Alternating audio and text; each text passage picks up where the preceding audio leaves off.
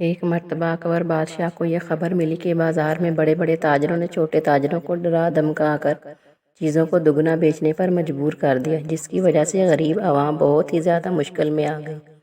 اکبر بادشاہ نے جب یہ خبر سنی تو جوانی کا جوش تھا، ان کو غصہ آیا، اپنے گھوڑے پر سوار ہوئے اور منزل کی طرف روانہ ہوئے۔ روانہ ہوتے وقت بادشاہ کے قریبی وزیر بیربل نے بادشاہ کو روانی کے متعلق پوچھا تو بادشاہ نے کوئی جواب نہیں دیا، تو لہٰذا گھوڑے پر بیٹھ کر روانہ ہو گیا۔ تو اکبر بیربل وزیر کو حیرانگی ہوئی کہ اکبر بادشاہ عام آدمی کے بھیس میں کس طرف جا رہے ہیں۔ تو وزیر بیربل کو اکبر کی ہر وقت فکر رہا کرتی تھی، کیونکہ اکبر بادشاہ جوان تھا، دشمن ان کا کوئی نقصان نہ پہنچائے، اس لیے ان کی جان کو ہر وقت دشمنوں کا خطرہ لگا رہتا تھا۔ اس وجہ سے وہ اس کا بہت ہی زیادہ خیال رکھا کرتے تھے، کیونکہ دشمن اپنی چالوں سے تو ان کو نقصان نہیں پہنچا سکتے تھے، لیکن پھر بھی ان کی جان کو خطرہ تھا، کیونکہ اکبر بادشاہ کے دربار میں بہت سارے وزیر ایسے تھے جو کہ بادشاہ کی حکمت عملی سے اتفاق نہیں رکھتے تھے۔ لہٰذا بادشاہ عام آدمی کے بھیس میں بازار میں داخل ہوا اور ایک ایک دکاندار اور ایک ایک تاجر سے معاملے کی تحقیق کی۔ تھوڑی دیر بعد بازار میں گزارنے کے بعد اکبر کو محسوس ہوا کہ ایک غریب انسان سے اتنے زیادہ مہنگے داموں سامان کیسے خرید سکتا ہے۔ اگر میں خود آج غریب ہوتا تو میرا کیا بنتا۔ تو جاسوسوں کی خبر کے مطابق بڑے بڑے تاجروں نے چھوٹے چھوٹے دکانداروں کو ڈرا دھمکا کر مہنگائی کو آسمان پر لے گئے۔ تو سارے حالات کو جان کر، ساری چیزیں نوٹ کر پھر اکبر بادشاہ جانے کے لیے مڑا۔ جیسے ہی محل کی طرف روانہ ہوا تو اس کی نظر ایک دکاندار پر پڑی جس کے پاس گاہکوں کا بہت ہی زیادہ رش تھا۔ بادشاہ کو بہت ہی زیادہ حیرانی ہوئی اور پھر اس دکاندار کی طرف چلا گیا اور ایک آدمی سے پوچھا، کیوں بھائی، اس دکان پر رش کیوں ہے؟ تو جواباً بادشاہ کو اصل خبر معلوم ہوئی۔ تو یہ بات اکبر بادشاہ کے لیے بڑی حیران کن تھی، کیونکہ وہ دکاندار 10 سونے کے سکے والی چیز کو 5 سونے کے سکوں میں بیچ رہا تھا اور 6 سونے کے سکوں والی چیز کو 3 سونے کے سکوں میں بیچ رہا تھا۔ جو شخص کوئی غریب آتا اس کو مفت میں ہی دے رہا تھا۔ تو بادشاہ نے وہاں پر کھڑے ہو کر انتظار کیا۔ جب رش ختم ہو گیا تو بادشاہ نے کہا دکاندار سے کہ بھائی، آپ اتنا زیادہ اپنا نقصان کیوں کر رہے ہیں؟ کیونکہ آپ کو بھی یہ بات معلوم ہے اور مجھے بھی کہ آپ اپنا نقصان کر کے چیزوں کو بیچ رہے ہیں۔ تو ان کی اس بات سے دکاندار مسکرایا اور کہنے لگا، باقی دکاندار چیزوں کو بہت ہی زیادہ مہنگا دے رہے ہیں، لیکن میں اللہ کا بندہ ہوں، اللہ سے ڈرتا ہوں اور اس بات کا یقین رکھتا ہوں کہ رزق صرف اللہ ہی دیتا ہے۔ اس پر بادشاہ نے کہا کہ حضور، میں آپ سے اس بات کا نہیں پوچھ رہا، بلکہ میں آپ سے یہ بات پوچھ رہا ہوں کہ آپ اتنی زیادہ سستی چیزیں کیوں بیچ رہے ہیں؟ تو دکاندار نے دکان بند کرتے ہوئے یہ کہا کہ یہ ایک راز کی بات ہے، اگر آپ کو یہ راز معلوم کرنا ہے تو فلاں پہاڑی کے پیچھے ایک جھونپڑی میں آج شام کو آ جانا۔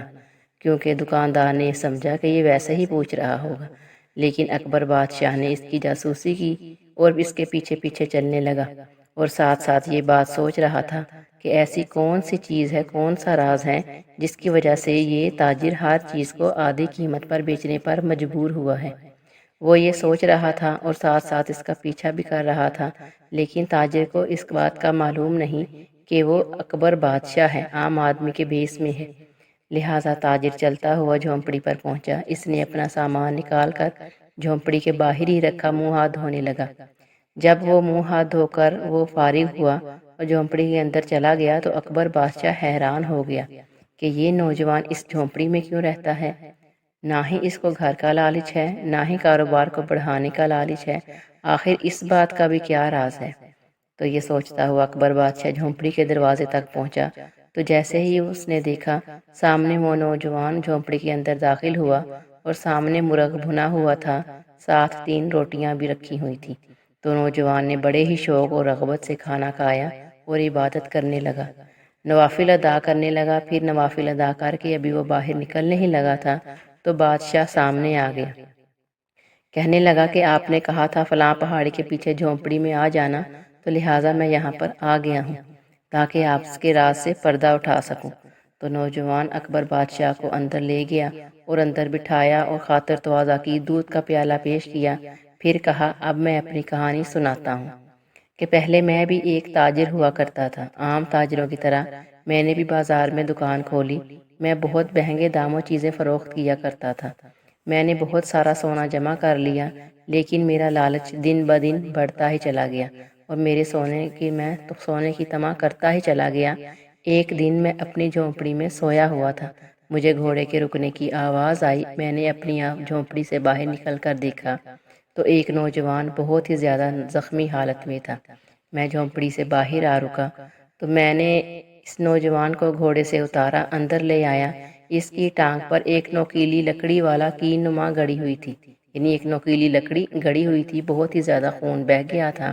میں نے اس کیل کو نکالا، زخم صاف کیا، پٹی وغیرہ کی اور اس کے زخم کو داغا، اس کو کھانا کھلایا، اس کو اپنے بستر پر لٹایا اور وہ سو گیا۔ پھر میں نے یہ سوچا کہ یہ شکل و صورت سے اور رہن سہن سے بہت ہی اچھے خاندان کا لگتا ہے، اس کا کوئی دشمن بھی پیچھے لگا ہوگا۔ اسی وجہ سے میں نے سخت سردی میں جھونپڑی کے باہر پہرا دیتا رہا، یہاں تک کہ صبح صادق ہو گئی۔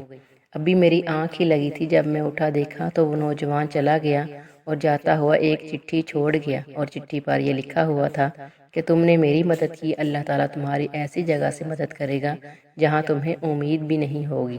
تو لہٰذا میں اپنے بارے میں سوچنے لگا کہ میں کیا کرتا ہوں، سارا دن چیزوں کو مہنگے داموں فروخت کرتا ہوں اور غریبوں اور لاچاروں کو جھڑکتا ہوں اور ان سے اور زیادہ دام لیتا ہوں، تو مجھے اپنے آپ پر بہت ہی زیادہ شرمندگی ہوئی اور میرے دل میں اللہ کا ڈر جاگ گیا۔ اسی وجہ سے میں چیز جس دام لے کر آتا ہوں اسی دام بیچ دیتا ہوں اور غریبوں اور لاچاروں کو مفت میں دے دیتا ہوں۔ تو اس پر اکبر بادشاہ نے کہا کہ حیران کرنے والی بات یہ ہے کہ جب تم لوگوں کو اسی دن یہ چیزیں بھی دیتے ہو اور غریبوں میں مفت بھی بانٹ دیتے ہو تو تمہارے پاس پیسے کہاں سے آتے ہیں؟ تم اپنے کھانے پینے کا بندوبست کہاں سے کرتے ہو؟ اور ہاں، جو باہر دروازے کے باہر جو گھوڑی بندھی ہوئی ہے، اس کے چارے وغیرہ کا بندوبست کہاں سے تم کرتے ہو؟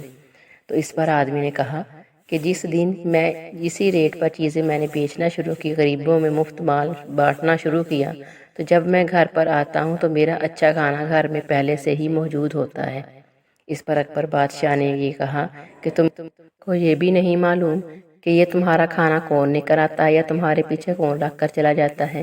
تو اس آدمی نے کہا کہ نہیں، یہ اللہ کا اور میرے درمیان ایک راز ہے، میں نے کبھی اس راز سے پردہ نہیں اٹھانا چاہا اور نہ ہی کبھی اٹھاؤں گا، کیونکہ مجھے اس نوجوان کی بات یاد آتی ہے جو گھوڑے پر زخمی حالت میں آیا تھا اور اس نے کہا تھا کہ اللہ تعالیٰ تمہیں ایسی جگہ مدد بھیجیں گے جہاں سے تمہیں امید بھی نہیں ہوگی۔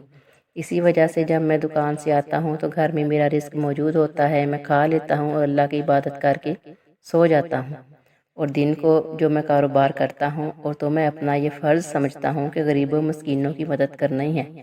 اب تم خود ہی بتاؤ کہ میرے لیے وہ والا کھانا بہتر ہے یا وہ والا سونا جمع کر کے بہتر ہے کہ جو لوگوں سے دگنے داموں سے لوٹا ہوا ہو، غریبوں مسکینوں کی آہیں اور شکوے اس میں شامل ہوں۔ تو میرے لیے وہ والا کھانا زیادہ عزیز ہے جو اللہ کی طرف سے بھیجا ہوا ہو، کیونکہ میری جگہ جو کوئی بھی موجود ہو تو وہ لوگوں کے لوٹے ہوئے سونے کے بدلے کھانے کو ٹکرائے گا، لیکن اللہ کی طرف سے بھیجے ہوئے لذیذ کھانے کی لذت کو اپنائے گا۔ تو یہ بات اس کی سن کر اکبر بادشاہ کی آنکھوں سے آنسو آ گئے اور کہنے لگا، اے جوان، تمہیں معلوم ہے کہ جو شخص گھوڑے پر زخمی حالت میں آیا تھا وہ کون تھا؟ تو اس جوان نے کہا، نہیں، مجھے یہ بات معلوم نہیں کہ وہ جوان کون تھا۔ تو بادشاہ نے کہا کہ وہ اکبر بادشاہ تھا جو زخمی حالت میں آیا تھا، اور تمہیں معلوم ہے تمہارے پاس روزانہ کھانا کون بھجواتا ہے؟ اس شخص نے کہا، معلوم نہیں۔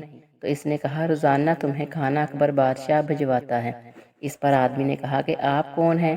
آپ کو ان دونوں باتوں کے بارے میں کیسے معلوم کہ وہ زخمی حالت میں آیا تھا وہ اکبر بادشاہ ہی ہے اور روزانہ کھانا بھی اکبر بادشاہ ہی بھجواتا ہے؟